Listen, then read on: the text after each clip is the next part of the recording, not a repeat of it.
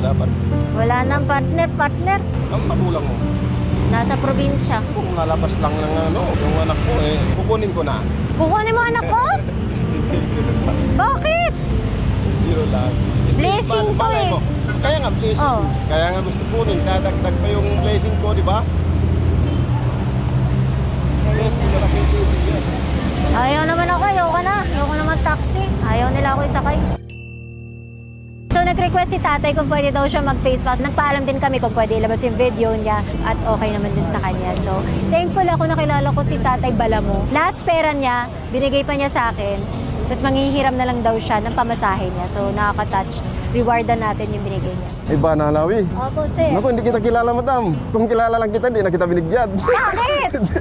Sir, sobrang bait mo. At tayo, may puso eh. Oo nga, tinatawag mo pa akong madam kanina. Kasi respeto yun, madam. Oo, grabe. Respetadong babae. 30,000.